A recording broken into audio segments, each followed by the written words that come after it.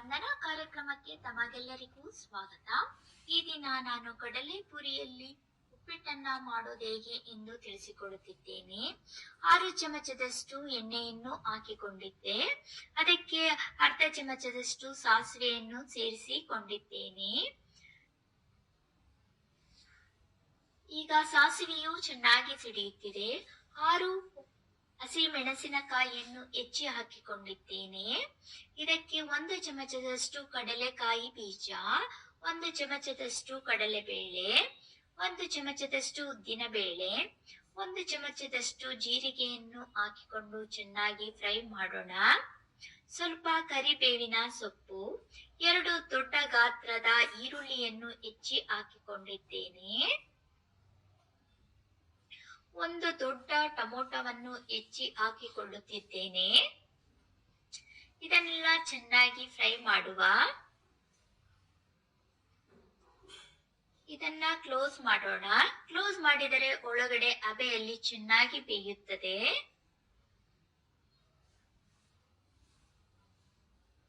ಮತ್ತೆ 5 ನಿಮಿಷ ಬಿಟ್ಟ ನಂತರ ಮತ್ತೆ ಮುಚ್ಚಳವನ್ನು ಹಾಕೋಣ.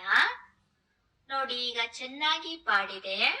ಇದಕ್ಕೆ ನಾವು 3/4 ಚಮಚದಷ್ಟು ಉಪ್ಪಿನ ಪುಡಿಯನ್ನು ಸೇರಿಸಿಕೊಳ್ಳುತ್ತಿದ್ದೇನೆ.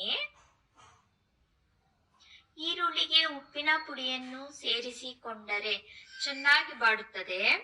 ಸ್ವಲ್ಪ ಕೊತ್ತಂಬರಿ ಸೊಪ್ಪನ್ನು ಸಹ ಸೇರಿಸಿಕೊಳ್ಳಿ.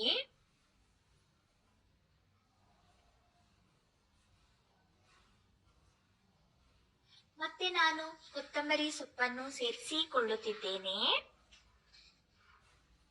ಈಗ ನೀರಿನಲ್ಲಿ ನೆನೆ ಇಟ್ಟಂತಹ ಕಡಲೆ ಪುರಿಯನ್ನ ನೀರಿನಿಂದ ಚೆನ್ನಾಗಿ ಹಿಂಡಿ ಈ ಮಸಾಲೆಯೊಂದಿಗೆ ಮಿಕ್ಸ್ ಮಾಡಿಕೊಳ್ಳೋಣ. ಸ್ವಲ್ಪನೇ ಕಡಲೆ ಪುರಿಯನ್ನ ಹಾಕಿಕೊಳ್ಳುತ್ತಿದ್ದೇನೆ. ಇದನ್ನ ಚೆನ್ನಾಗಿ ಬಾಡಿಸಿಕೊಳ್ಳೋಣ.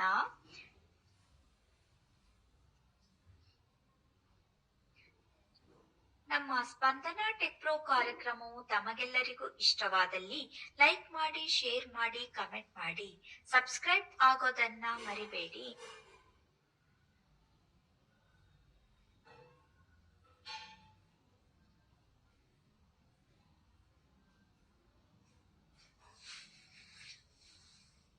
Thank you for watching.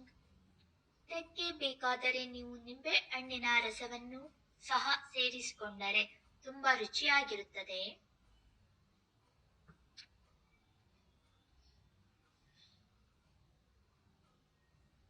ಬನ್ನಿ ಸವಿಯೋಣ.